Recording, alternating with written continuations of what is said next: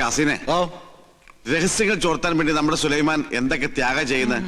ഇവിടുത്തെ പോലെ കോഴി ബിരിയാണിയും ചിക്കൻ ഫ്രൈ അവിടെ കിട്ടുമോ?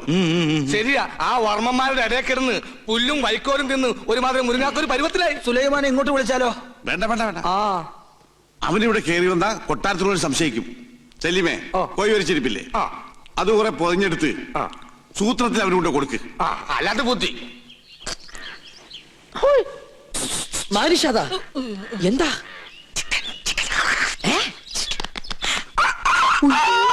വേണ്ട വേണ്ട വേണ്ട, കൊണ്ടുപോ. എന്ത് കയ്യിലെന്തിനാ ഇത് തന്നെ?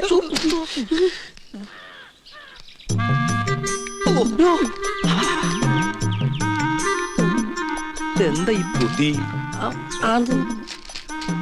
ഈശ്വര, കോഴി മുറുക്കാനാ?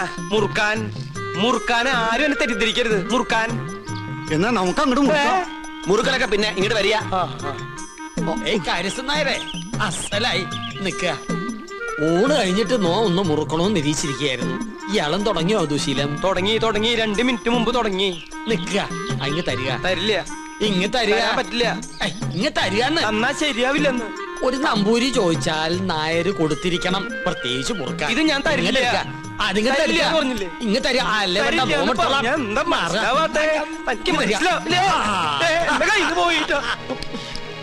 ചേട്ടാ, ചേട്ടൻ എന്തിനാ പൊതി എടുക്കാൻ പോയത്? ആ പരിശു നമ്പൂരി ആ പൊതി കൊണ്ട് എങ്ങോട്ട് പോയി?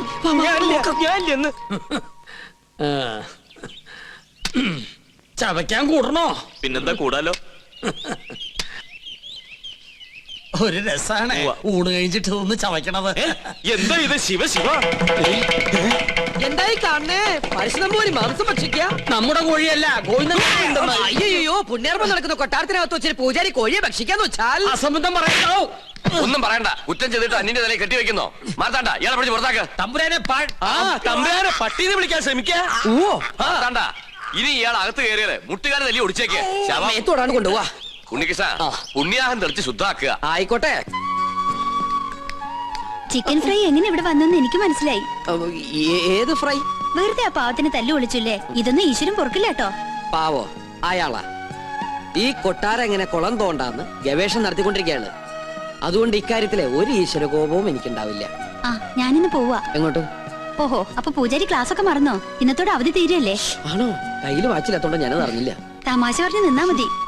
അത് ഞാൻ ഈ ടെൻഡർ എടുത്ത പൂജ ചെയ്തോണ്ട് എനിക്കിങ്ങനെ ഇട്ടിട്ട് വരാൻ പറ്റുമോ? ഒരു സിൻസിയർ വർക്ക് ആയതുകൊണ്ട് ശുക്ലാമൃതം സ്വാഹം. അവര് ഞാൻ പറഞ്ഞത് കേട്ട് കാണോ? ഏയ്, കേട്ട് കാണാൻ വഴിയില്ല. അപ്പൊ സാറ്റർഡേ കാണാം. കേട്ടിട്ടില്ലെങ്കിൽ കാണാം. അമ്മേ വിജയ് ബാബ.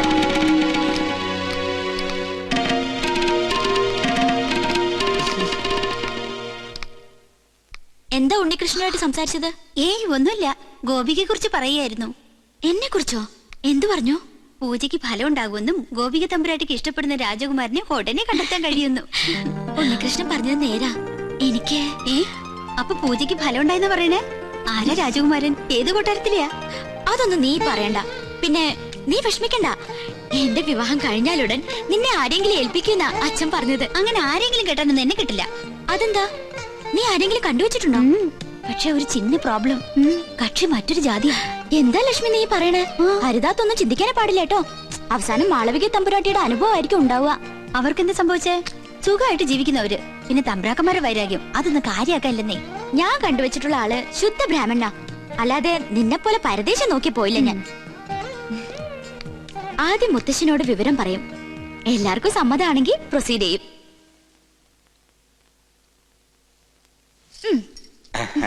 എന്തോ ഒരു കാര്യസാധ്യത്തിന് വേണ്ടിയുള്ള പുറപ്പാടാണെന്ന് മനസ്സിലായി. അങ്ങനൊന്നുമില്ല മോളെ. പൊടിക്കുഞ്ഞായ നിന്നെ ആദ്യമായി ഏറ്റുവാങ്ങിയത് ഈ കൈകളിലാ. നീ ചിരിച്ചാലും കരഞ്ഞാലും മുഖം വീർപ്പിച്ചിരുന്നാലും അതെന്തിനൊക്കെയാണെന്ന് എനിക്കറിയാം. അമ്മ ഇല്ലാത്ത കുട്ടിയല്ലേ ഞാൻ. എന്ത് കാര്യം ഉണ്ടെങ്കിലും ഞാൻ മുത്തശ്ശനോടല്ലേ പറയാറ്. ഞാനൊരു കാര്യം പറഞ്ഞാ മുത്തശ്ശൻ വഴക്കു പറയോ? ഇല്ല. ഉറപ്പാണല്ലോ. വളച്ചൊടിച്ചു മുത്തച്ഛനെ ബോറടിപ്പിക്കാതെ കാര്യം പറ. എന്റെ വിവാഹം തടസ്സങ്ങളൊന്നും കൂടാതെ നടക്കാനല്ലേ മുത്തശ്ശ ഈ യാഗവും പൂജയൊക്കെ? അത് നിനക്കറിയാവുന്നല്ലേ. പൂജയുടെ ഫലസിദ്ധി കൊണ്ടോ ദൈവനിശ്ചയം കൊണ്ടോ എന്തോ എനിക്കൊരാളെ ഇഷ്ടമായി. ആദ്യമായിട്ട് മുത്തശ്ശനോടാ പറയണേ. ഞാൻ ഇഷ്ടപ്പെട്ട ആളോട് പോലും ഇക്കാര്യം പറഞ്ഞിട്ടില്ല. കാരണം പഴയ ചരിത്രം ഇനി ഈ കൊട്ടാരത്തിൽ ആവർത്തിക്കരുത്. ഇവിടുത്തെ ഒരു പെൺകുട്ടി പ്രേമിച്ചിനെ ഒളിച്ചോടൊന്നും കരുതണ്ട. ഈ ഗോപികയ്ക്കൊരു മംഗല്യം ഉണ്ടെങ്കിൽ അത് മുത്തശ്ശന്റെ അനുഗ്രഹത്തോടും ആശീർവാദത്തോടും കൂടി മാത്രമായിരിക്കും. ആളെ ഇതുവരെ മോള് പറഞ്ഞില്ല. ഉണ്ണികൃഷ്ണൻ നമ്പൂതിരി. പഴയ ചരിത്രം ആവർത്തിക്കാനുള്ള ഉദ്ദേശമെങ്കിൽ ഒന്നുകളയും ഞാൻ അവളെ. എന്റെ കുട്ടി അവനെ പ്രേമിച്ച് ഒളിച്ചോടിയൊന്നുമില്ലല്ലോ. തന്റെ മനസ്സ് രക്ഷിതാക്കളെ അറിയിച്ചെന്നല്ലേ ഉള്ളൂ. അതൊരു വലിയ കാര്യം തന്നെ. അവളുടെ താല്പര്യത്തിൽ അസ്വാഭാവികമായിട്ടൊന്നുമില്ല. തെരഞ്ഞെടുപ്പിൽ പാളിച്ചയുമില്ല. എന്തായാലും ക്ഷത്രിയർക്ക് മുന്നിലാ ബ്രാഹ്മണരുടെ സ്ഥാനം. ഉണ്ണികൃഷ്ണന്റെ അച്ഛൻ ബ്രഹ്മദത്തിന് ഈ കൊട്ടാരവുമായി പൂർവ്വബന്ധങ്ങളുണ്ട്. പിന്നെ പണത്തിന്റെ കുറവ് അത് തറവാടിത്തം കൊണ്ട് മറികടക്കും. അല്ല, രണ്ടുപേരും ഒന്നും പറഞ്ഞില്ല. യാഗത്തിന്റെ ഫലം നേരത്തെ കിട്ടിയെന്ന് വിചാരിക്ക. നിമിത്തങ്ങളും വിവാഹത്തിന് അനുകൂലം. ഇന്നത്തോടെ പൂജയെല്ലാം അവസാനിപ്പിക്കാം. വരനെ കണ്ടെത്തിയ സ്ഥിതിക്ക് യാഗം തുറന്നത് ദോഷാണ്. താൻ എവിടെ പോയി കിടക്കായിരുന്നു? ഞാൻ കോർപ്പറേഷൻ ഓഫീസിൽ പോയി ചെയർമാനെ കണ്ടില്ല. ചെയർമാന്റെ വീട്ടിൽ പോയി ചെയർമാനെ കണ്ടില്ല. എനിക്ക് ആകെ ഒരു ടെൻഷനാ. ചെയർമാനെ കണ്ടില്ല. ചെയർമാനൊക്കെ അവിടെ ഇരിക്കട്ടെ. അവിടെ ഇരിക്കട്ടെ. എടോ, പൂജ ചെയ്യാനെത്തിയ ഉണ്ണികൃഷ്ണൻ. അത് ഉണ്ണികൃഷ്ണൻ തന്നെ അല്ലാന്ന് നിങ്ങളെ ആരോ? താൻ എന്തൊക്കെയാ പറയുന്നേ? എടോ, ഉണ്ണികൃഷ്ണനെ കുറിച്ച് തന്റെ അഭിപ്രായം എന്താണെന്ന് ചോദിച്ചേ. മാർത്താണ്ട ഡീസൽ അടിച്ചില്ലേ? ഡീസൽ അടിച്ചു. ചോദിച്ചത് കേട്ടില്ലേ? ഡീസൽ അടിച്ചു. എടോ, ഉണ്ണികൃഷ്ണനെ കുറിച്ച് തന്റെ അഭിപ്രായം എന്താണെന്ന് ചോദിച്ചേ. നല്ല അഭിപ്രായം അല്ലേ? നമ്മുടെ ഗോപികയ്ക്ക് വേണ്ടി ഉണ്ണികൃഷ്ണനെ കല്യാണം ആലോചിക്കുന്നതിനെ കുറിച്ച് എന്ത് പറയുന്നു? ഗോപിയയ്ക്ക് ഈ കല്യാണം ആലോചിക്കുന്നതിനെ കുറിച്ച് തന്റെ അഭിപ്രായം എന്താണെന്നാ ചോദിച്ചത്. എനിക്കങ്ങനെ പ്രത്യേകിച്ച് ഒരു അഭിപ്രായം തോന്നുന്നില്ല. എന്നാ ഞങ്ങൾക്കുണ്ട്. അവൻ സമ്മതിക്കോ? ആദ്യം കുട്ടികളോടാ ചോദിക്കുക, അവന്റെ വീട്ടുകാരുമായിട്ട് ആലോചിക്കുക, എന്നിട്ട് അറിയിക്കാം. അത് മതിയോ? ഇയാൾക്ക് എന്താ പറ്റിയേ? കാറിലോട്ട് കയറി മണിമല മാലിക്കത്തേക്ക് പോവാം. മണിമല മാണിക്കത്തേക്കോ? അത് ഉണ്ണികൃഷ്ണന്റെ വീടല്ലേ? ഞാനില്ല. എനിക്ക് അമ്പലത്തിൽ പോകണം. 4 മണിക്ക് വഴിപാടുണ്ട്. ഈ വേഷത്തിലോ? എന്താ ഈ വേഷത്തിൽ പോകൂടെ? താൻ എങ്ങോട്ടും പോണ്ട, കാറിലോട്ട് കയറി. തനിക്കല്ലേ വഴി നിശ്ചയുള്ളൂ. ഞാൻ വന്ന വഴി പോയ വഴിയൊക്കെ മറന്നു. മറക്കേ, 2-3 വട്ടം താൻ അവിടെ പോയതല്ലേ? എനിക്ക് എന്താണെന്നറിയില്ല, പെട്ടെന്ന് ഒരു മറവി. സ്വപ്നാംബുലിസം. അത് ശരി. അപ്പൊ ബാധ ശരിക്കും ഒഴിഞ്ഞിട്ടില്ല. മാർത്താണ്ട, ആ തിരുമംഗലത്തെ വിളിക്ക്. 2 ചൂരൽ കഷായം കൊടുക്കുക. എനിക്ക് ഓർമ്മ വന്നു. ആരെയും വിളിക്കണ്ട. എനിക്ക് വഴി നല്ല ഓർമ്മയുണ്ട്. ഒന്ന് പിടിച്ചേ. എനിക്കൊന്നു ഞാൻ ഒന്നിന് പോട്ടെ. 1ഉം 2ഉം ഒക്കെ പിന്നീട് ആകാമടോ.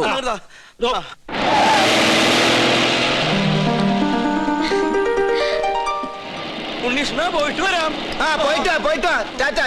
ഇയാളെന്താ കഥകളി കാണിച്ചോണ്ട് പോകുന്നു? നീ ആക്ക് ശരിക്കും ബാധ കൂടിയോ?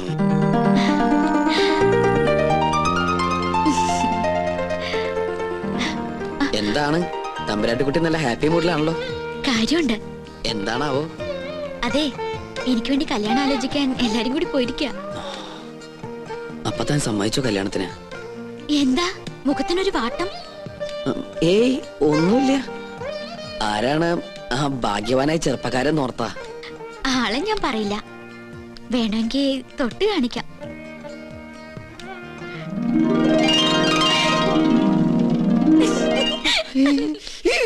അയ്യോ, അപ്പൊ അവരാ ഉണ്ണികൃഷ്ണന്റെ വീട്ടിലേക്കല്ലേ പോയത്?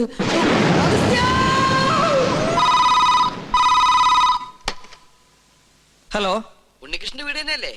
അതെ. ഉണ്ണികൃഷ്ണ, ചെയർമാൻ ദാമോദരൻ നമ്പൂതിരി പറഞ്ഞിട്ട് വിളിക്കുക. ഉണ്ണികൃഷ്ണൻ വീട്ടിലുള്ള കാര്യം ആന്റണിയുടെ ആൾക്കാർ അറിഞ്ഞു. പോലീസ് അന്വേഷിച്ചു വരാൻ സാധ്യതയുണ്ട്. തൽക്കാലം നീ അവിടുന്ന് പൊങ്ങുന്നതാണ് നല്ലത്.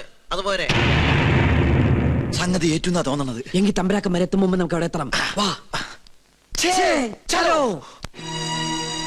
എന്നിട്ട് നേതൃത്വത്തില് അത്യാവശ്യമായിട്ട് ഒരിടം വരെ പോണം. പിന്നെ എന്നെ അന്വേഷിച്ച് ആര് വന്നാലും ഒന്നും പറയണ്ട. എന്താ മോനെ, എന്തിപ്പുണ്ടായേ? പേടിക്കാനൊന്നുമില്ല. ഞാൻ ഇവിടെ വന്ന കാര്യം ആന്റണിയുടെ ആളുകൾ അറിഞ്ഞു. വണ്ടി നിർത്താൻ പറഞ്ഞില്ലേ? എന്താണോ? ഞാൻ ഒന്ന് ഇറങ്ങട്ടെ. എനിക്ക് മൂത്രമൊഴിക്കാൻ മുട്ടുന്നു. യാത്ര തുടങ്ങിയിട്ട് 3-4 പ്രാവശ്യം ആയല്ലോ തന്റെ ഈ മൂത്രമൊഴിപ്പ്. അസുഖ. തൽക്കാലം നമുക്ക് ഈ യാത്രയൊന്ന് മാറ്റി വെച്ചാലോ? വേണ്ട, താൻ പോയി ഒഴിച്ചിട്ട് വാ. എന്നാ ജീപ്പ് ഒന്ന് മാറ്റിയിടൂ. എന്തിനാ? മൂത്രമൊഴിക്കാൻ. ജീപ്പിനകത്തോടെ മൂത്രമൊഴിക്കുന്നത്? എന്താണോ? ബാഗ് എടുക്കാനാ. ബാഗിനകത്തോടെ മൂത്രമൊഴിക്കുന്നത്? പോയി ഒഴിച്ചിട്ട് വേണോ? ഇയാളെ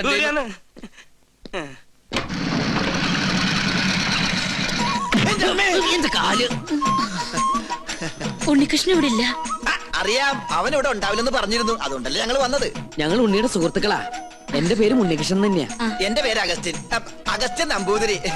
ഞങ്ങൾ 2 ഫ്രണ്ടുക്കളാ. ബാക്കിൽ നിന്ന് വന്നേ ഉള്ളൂ. അകത്തേക്ക് വരിക. അമ്മയുടെ പേരെന്താ? സരോജിനി. എന്നാ അകത്തോട്ടിരിക്കാം. എന്നാലും അകത്തേക്ക് ഇരിക്കുന്നതിന് മുമ്പ് അമ്മ ആ സന്തോഷ വാർത്ത അറിഞ്ഞിരിക്കണം. അമ്മേ. അതെ പിച്ചക്കാരൻ വിളിക്കണം. അത് ഞാനാ. നീയായിരുന്ന. നമ്മുടെ ഉണ്ണിക്കൊരു മഹാഭാഗ്യം കൈവന്നിരിക്കല്ലേ. ഉദയപുരം കൊട്ടാരത്തിലെ ശ്രീകണ്ഠവർമ്മയുടെ മകളും ഉണ്ണിയും തമ്മിൽ ഒരു കല്യാണാലോചന. ശ്രീകണ്ഠവർമ്മയും ഞങ്ങളും ക്ലോസ് ഫ്രണ്ടുക്കളാ. ഒരു കണക്കിന് പറഞ്ഞാൽ ഞങ്ങൾ തന്നെ എന്റെ ഇടനിലക്കാര്. റോക്കേഴ്സ്. അവരിപ്പോ ഇവിടെ എത്തും. അല്ല, ഉണ്ണി ഇവിടെ ഇല്ലാത്തതിന്റെ കുറവ് അവരറിയാൻ പാടില്ല. അതെ. പിന്നെ ഈ പോലീസും കേസും പ്രശ്നങ്ങളൊന്നും അവരറിയാതിരിക്കാൻ വേണ്ടിയാ പറയുന്നേ. അമ്മ അധികം ഒന്നും അവരോട് സംസാരിക്കണം. ഉണ്ണി പ്രത്യേകം പറഞ്ഞിരുന്നു. അവരെത്തി. അപ്പൊ എല്ലാം പറഞ്ഞ പോലെ. അയ്യോ, പോന്നോ? ഇങ്ങോട്ടാ പോന്നതെന്ന് പിന്നീട് അറിഞ്ഞത്. താനെന്താ ഇവിടെ? സദ്യയുടെ ചുറ്റുവട്ടം എവിടെ ഉണ്ടോ അവിടെ നോമുണ്ടാവുമല്ലോ. പിന്നെ തമ്പുരാക്കന്മാർ ഇങ്ങോട്ട് പുറപ്പെട്ടു എന്ന് അറിഞ്ഞപ്പോ ഒരു ബൈക്ക് സംഘടിപ്പിച്ചു. 100, 110, 100, 110 അങ്ങോട്ട് പാഞ്ഞു. അതെ അതെ. പിന്നെ ഇവിടെ സ്വീകരിക്കാനും സംസാരിക്കാനും ഞാൻ മാത്രമല്ലേ ഉള്ളൂ. അതുകൊണ്ട് അമ്മയ്ക്ക് ഇവരൊന്നും മനസ്സിലായില്ല. ഇത് ശ്രീകണ്ഠവർമ്മ, ക്ലാസ് തമ്പുരാൻ. ബാലഗോപാലവർമ്മ, മിഡിൽ ക്ലാസ് തമ്പുരാൻ. രാജശേഖരവർമ്മ, ലോ ക്ലാസ് തമ്പുരാൻ. എല്ലാവർക്കും അകത്തേക്ക് ഇരിക്കാം. അല്ല, ഗോവിന്ദൻ നായർ എവിടെ? ഗോവിന്ദൻ നായരെ, കാര്യങ്ങളൊക്കെ മനസ്സിലായില്ലേ? ഇനി എന്റെ തല വെട്ടിക്കോ.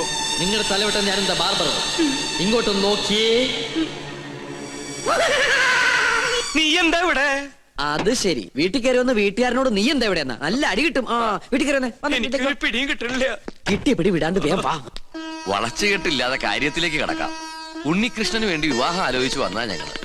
എന്നാലും ഇത്ര പെട്ടെന്നൊന്നും വേണ്ടായിരുന്നു അല്ലേ മേ? എന്നായാലും വേണ്ടതല്ലേ. എന്നാലും എനിക്കിത് അങ്ങോട്ട് വിശ്വസിക്കാൻ പറ്റണില്ല. എനിക്കും.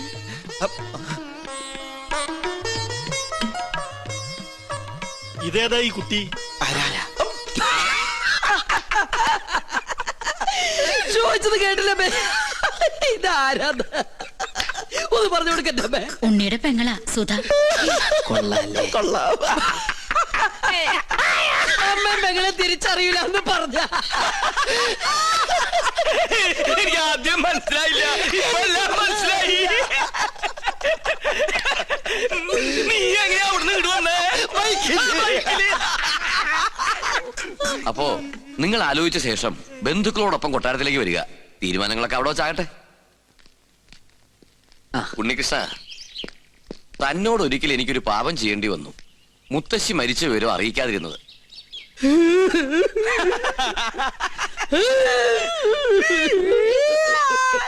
അവസാനായിട്ടൊന്ന് കാണാൻ പോലും കഴിഞ്ഞില്ല.